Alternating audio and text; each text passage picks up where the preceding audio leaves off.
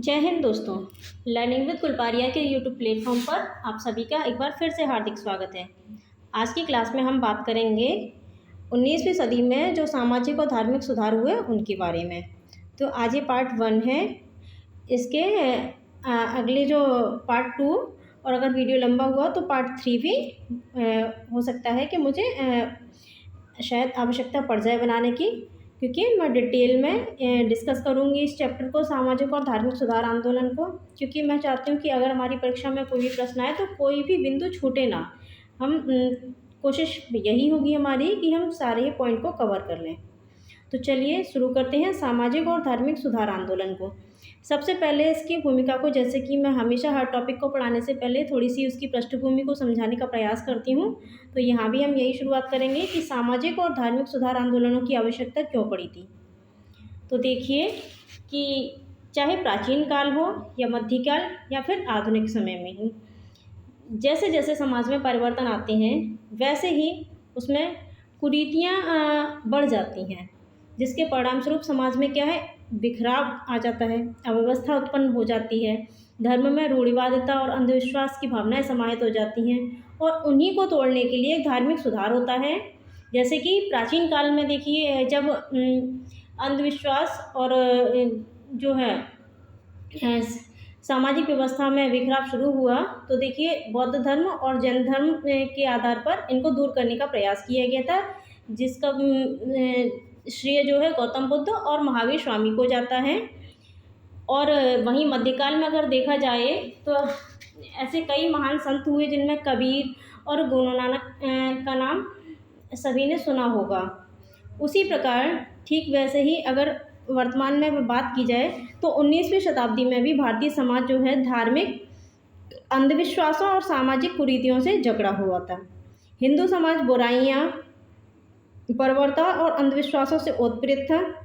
पुरोहित समाज में अपना महत्वपूर्ण स्थान बनाए हुए थे तथा जन सामान्य पर वे अपने विभिन्न कर्मकांडों और निरर्थक धार्मिक कृत्यों की सहायता से अपना वर्चस्व स्थापित करने लगे थे। समाज को दो वर्गों में विभाजित करके देखा जाने लगा था। एक उच्च वर्ग के लोग होते थे और एक निम्न वर्ग के लोग होते थे। उच्च वर्ग के लोग जो है निम्न जाति के लोगों के साथ सामाजिक भेदभाव, आर्थिक भेदभाव के आधार पर उनका शोषण करते थे।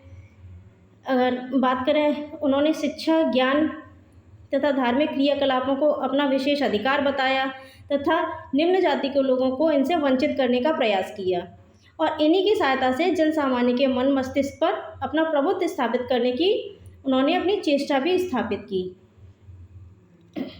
ऐसे ही समय में हमारे देश में यूरोपियंस का आगमन होता है, और जब यूरोपीय हमारे देश में आते हैं तो कई धर्मों का भी हमारे भारत में प्रवेश होता है। जैसे कि मान के चलें, ईसाई धर्म हो गया, पारसी धर्म हो गया, और इसी प्रकार से जो सन 1813 का जो चार्टर एक्ट आया था, जिसमें ये भी कहा गया था कि ईसाई जो मिशनरी हैं उनको एक मौका मिला था कि भारत में जो ईसाई धर्म का प्रचार प्रसार करेंगे तो वे उन्हीं निम्न जाति के लोगों को अपना निशाना बनाते हैं और विभिन्न जनजातीय समूहों में जाते हैं और जाकर उन्हें धर्म परिवर्तन करने के लिए भी विवश करते हैं, उन्हें प्रलोभन देना शुरू करते हैं। तो उसी समय भारत में जो धार्मिक उन्माद का वातावरण बनता है, ऐसे में ही भारत के जो बुद्धिजीवी लोग होते हैं सामने आते हैं और सामाजिक और धार्मिक सुधार आंदोलन के लिए भरसक प्रयास भी करते हैं। जैसे कि इस क्रम में हमने कुछ महत्वपूर्ण नाम है जो सुने भी हुए हैं। राजा राम मोहन राय हो गए, स्वामी विवेकानंद का नाम सुना है, स्वामी दयानंद सरस्वती का नाम सुना है। तो ये कुछ महत्वपूर्ण बुद्धिजीवी मध्यम वर्गीय लोग थे, जिन्होंने कि सामाजिक धार्मिक सुधार आंदोलनों की सहायता से के द्वारा जो है समाज में एक व्यवस्था को स्थापित किया था। अब हम पहले ये समझ लेते हैं कि सामाजिक और धार्मिक सुधार होता क्या है। तो समाज में देखिए, जो कुरीतियाँ थी उस समय, तो उसकी जड़ें कहीं ना कहीं धर्म से जुड़ी थी, और अगर धर्म की बात करें तो धर्म में जो कुरीतियाँ थी उसकी जड़ें कहीं ना कहीं समाज से जुड़ी थी। तो ऐसे में दोनों ही स्तर पर बदलाव की एक लहर लाई गई, जिसके लिए शिक्षा पे जोर दिया गया। कई प्रयासों के फलस्वरूप यह सुधार आंदोलन सामने उभर कर आया, जिसे सामाजिक और धार्मिक सुधार आंदोलन के नाम से जाना जाता है। तो ये तो हो गया सामाजिक धार्मिक सुधार आंदोलन। अब एक बात और महत्वपूर्ण है कि ये जो सामाजिक और धार्मिक सुधार आंदोलन जो शुरू हुए थे, ये मुख्यतः 3 क्षेत्र इसके जो महत्वपूर्ण थे, वहाँ पे इसका प्रभाव सर्वाधिक देखा जाता है। जैसे कि बम्बई, बंगाल की बात करें तो कलकत्ता और मद्रास में। और ये तीनों ही प्रेसिडेंसी क्षेत्र थे जो ब्रिटिशर्स के थे और भारत में बने हुए थे। इन्हीं केंद्रों में यह सामाजिक और धार्मिक सुधार आंदोलन की लहर जो है पूरे भारत में फैलना शुरू हुई थी। तो ऐसा क्यों हुआ कि इन्हीं क्षेत्रों से ही ये सामाजिक धार्मिक आंदोलन की लहर क्यों पूरे भारत में फैलना शुरू हुई? तो देखिए, वास्तविकता की अगर बात करें हम, तो वास्तविकता तो ये है कि ब्रिटिशर्स जहाँ एकत्र हुए थे, जहाँ उन्होंने अपना व्यापारिक केंद्र बनाया, जो प्रेसिडेंसी के रूप में विकसित हुए थे, वहाँ पे शिक्षा का विकास सबसे पहले हुआ था। यानी कि पाश्चात्य शिक्षा को सबसे पहले, पाश्चात्य शिक्षा के संपर्क में सबसे पहले यहीं के लोग आए थे। और इस पाश्चात्य शिक्षा ने एक बुद्धिजीवी मध्यम वर्ग को तैयार किया था। इसी वर्ग ने पूरे सामाजिक धार्मिक सुधार आंदोलन का नेतृत्व किया था।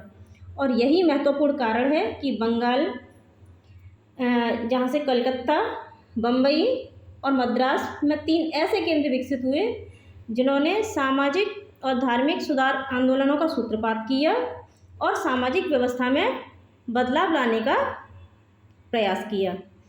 तो अब हमने पृष्ठभूमि को समझ लिया है। अब हम बात करते हैं इसी सामाजिक धार्मिक सुधार आंदोलन में जो है अग्रणी, यानी कि शुरुआत किसने की।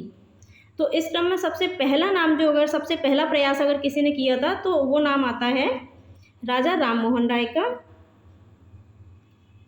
तो राजा राममोहन राय जो है, इनका जो बात करें इनके जन्म की, तो इनका जन्म 1774 में माना जाता है और इनकी मृत्यु 1833 में मानी जाती है। इनके बारे में जो महत्वपूर्ण पॉइंट है उनको एक एक करके देख लेते हैं। राजा राममोहन राय ऐसे प्रथम भारतीय थे जिन्होंने सबसे पहले भारतीय समाज में व्याप्त मध्ययुगीन की बुराइयों को, यानी कि मध्यकाल की जो बुराइयां थी, उनके विरोध में आंदोलन चलाया था। इन्होंने मूर्ति पूजा का विरोध किया था, इन्होंने बहुदेववाद का भी विरोध किया था और एकेश्वरवाद को इन्होंने महत्व दिया था। यही कारण था कि कहीं ना कहीं इनके जो संबंध थे अपने घर में भी, इनके विचार बिल्कुल पाश्चात्य सभ्यता से प्रभावित होने के कारण इनके विचार अपने पिताजी से भी नहीं मिलते थे और कहीं ना कहीं इनके संबंध जो है अपने घर में खराब भी थे। तो इनको नवजागरण का अग्रदूत कहा जाता है, आधुनिक भारत के पिता कहा जाता है इनको।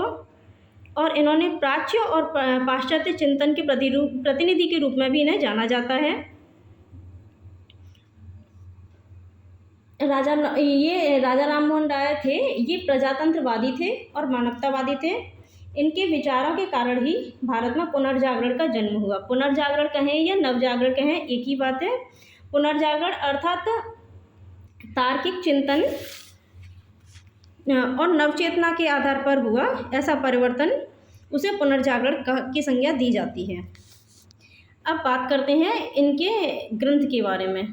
तो देखिए, सबसे पहला ग्रंथ इन्होंने लिखा था जिसका नाम है तोहफत उल मुदीन, जो कि फ़ारसी भाषा में लिखा गया था। इसका अर्थ है, इसमें इन्होंने बताया था एकेश्वरवाद को उपहार, यानी कि इन्होंने एक ईश्वर के बारे में जोर दिया। इन्होंने कहा ईश्वर एक है और उसका कोई भी आकार नहीं है, अतः मूर्ति पूजा का इसी आधार पर उन्होंने विरोध किया था। अब आगे का पॉइंट समझते हैं।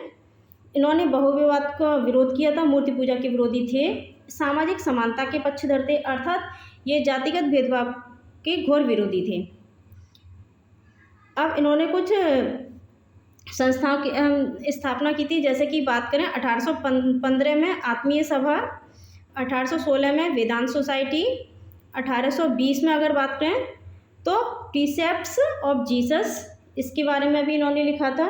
अब ये प्रीसेप्ट्स ऑफ जीसस क्या है कि देखिए, जीसस के नाम से ही आपको लग रहा है कि जो ईसाई लोग थे उनको क्या लगता था कि जो राजा राममोहन राय थे वो हिंदू धर्म में जो बुराइयां थीं उनका विरोध करते थे। तो ईसाइयों को लगा कि कहीं ना कहीं ये हिंदू धर्म के विरोधी हैं। लेकिन जब उन्होंने अपने ये पुस्तक प्रीसेप्ट्स ऑफ जीसस लिखी थी, इसमें उन्होंने कहा कि ईसाई धर्म के बारे में कहा था कि कोई भी धर्म में चमत्कारी शक्तियाँ कैसे हो सकती हैं।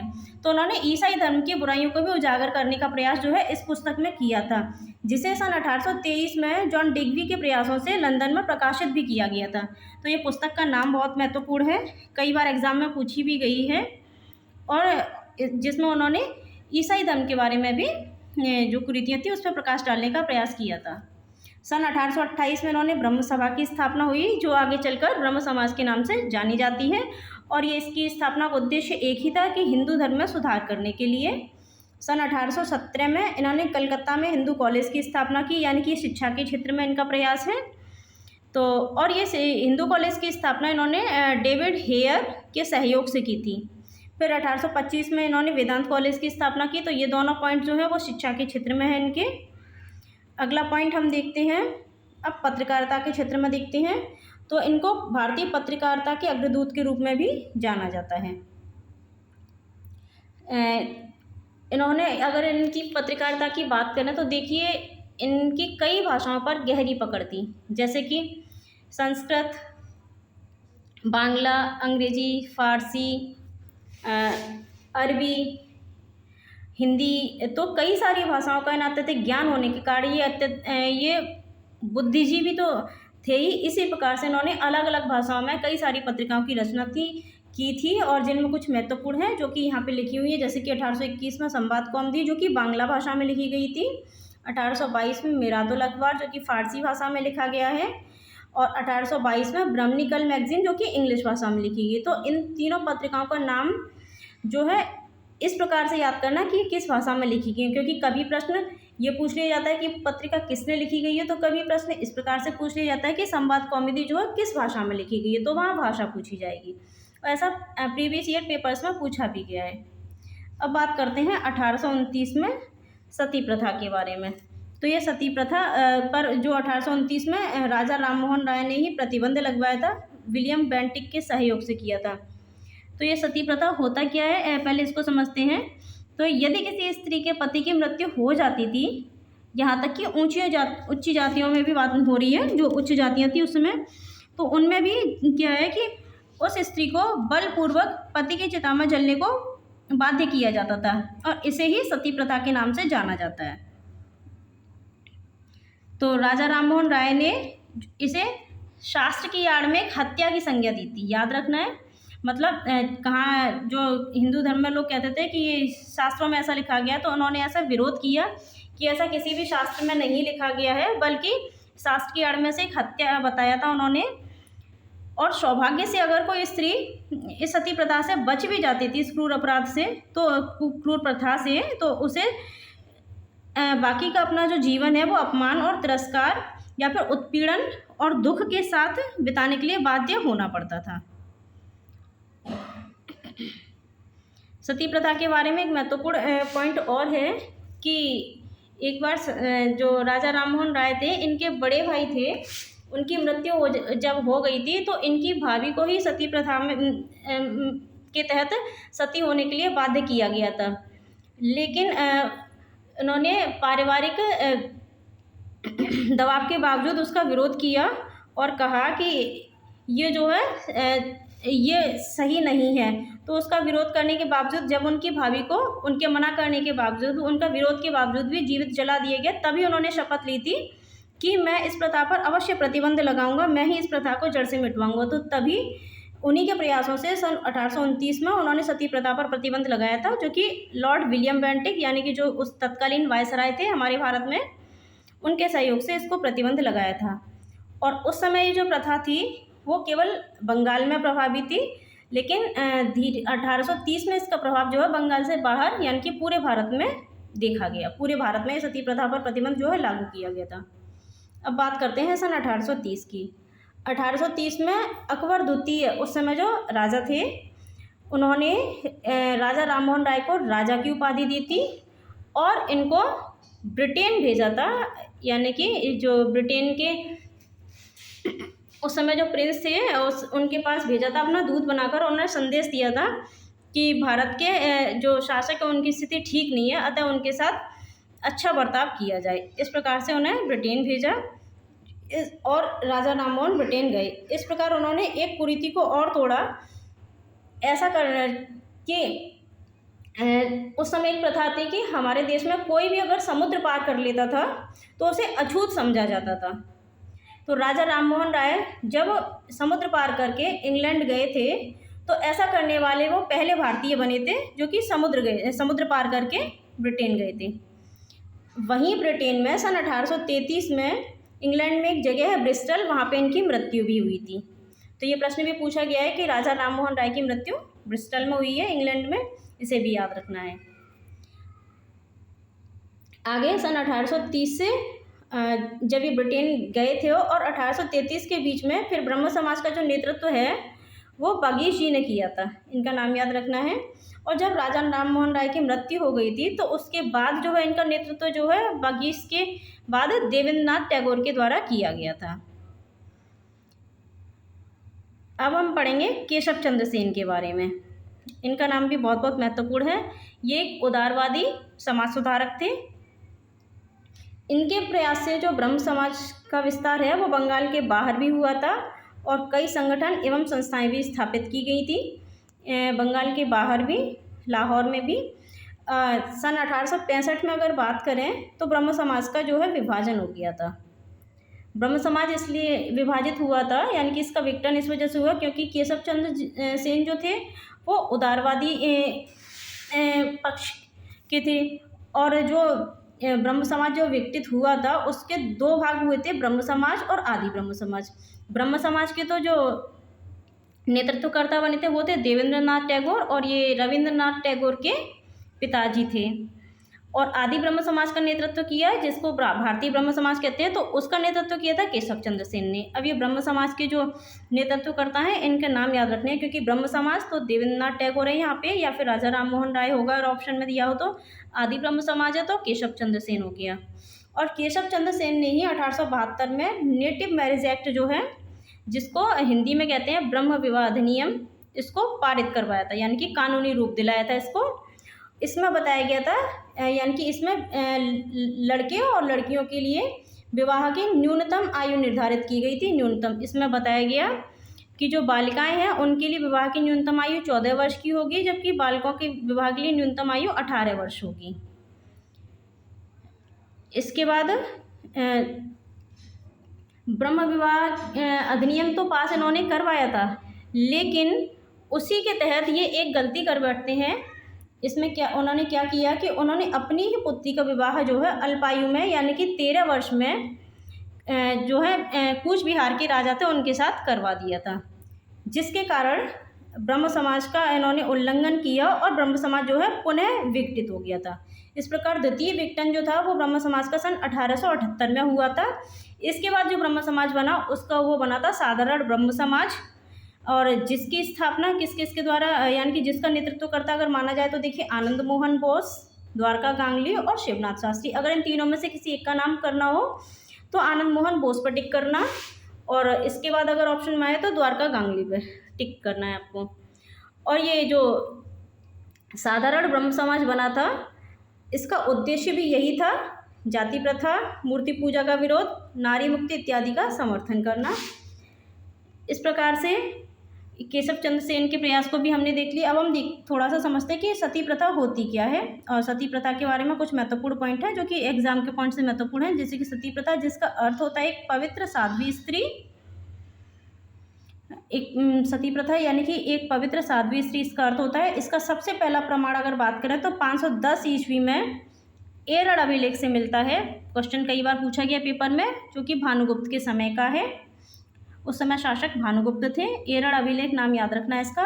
और इसको रोकने के जो प्रयास किस किस के द्वारा किए गए, तो देखिए अकबर ने और पेशवाओं ने इसे रोकने का प्रयास किया था। कॉर्नवालिस, मिंटो और लॉर्ड हेस्टिंग्स के द्वारा भी इसको कुछ सीमित करने का प्रयास किया गया था। सन 1829 में अगर बात करें तो राजा राममोहन राय ने इसको बेंटिक के सहयोग से इसका अंत किया था। ये तो हम देख ही चुके हैं। और सबसे पहले ये जो 1829 में जब ये प्रतिबंध लागू हुआ था तो पहले बंगाल में इसका प्रभाव था, इसके बाद 1830 में संपूर्ण भारत में लागू हो गई। तो इस प्रकार हमने सामाजिक धार्मिक सुधार आंदोलन के जो है इसके फर्स्ट पार्ट को देख लिया है। अगले पार्ट में अब हम देखेंगे आर्य समाज को, फिर प्रार्थना समाज और रामकृष्ण मिशन। इन तीनों को हम अगले पार्ट में कवर करेंगे। उसके बाद के जो बचे हुए आंदोलन हैं, सामाजिक और धार्मिक सुधार आंदोलन, जैसे कि थियोसॉफिकल सोसाइटी हो गया, अलीगढ़ आंदोलन हो गया, और अहमदिया, देवबंद, कई सारे आंदोलन है, बहावी आंदोलन, इसको हम एक एक करके अलग अलग पार्ट में करेंगे। हम नहीं चाहते कि वीडियो लंबा हो, इसलिए छोटी छोटी वीडियो में, इसलिए कई पार्ट में इसको डिवाइड करके बनाएंगे। कोशिश करूँगी 3 पार्ट में पूरी वीडियो कवर हो जाए, इसलिए आप चैनल पर बने रहें तथा वीडियो के माध्यम से अपनी तैयारी को बेहतर करते रहें। और अगर जहाँ भी लगे कि मैं कुछ गलत बता रही हूँ तो कृपया मुझे सजेशंस दें, और ये भी कमेंट करके बताएं कि मैं आगे के लिए क्या सुधार करूँ।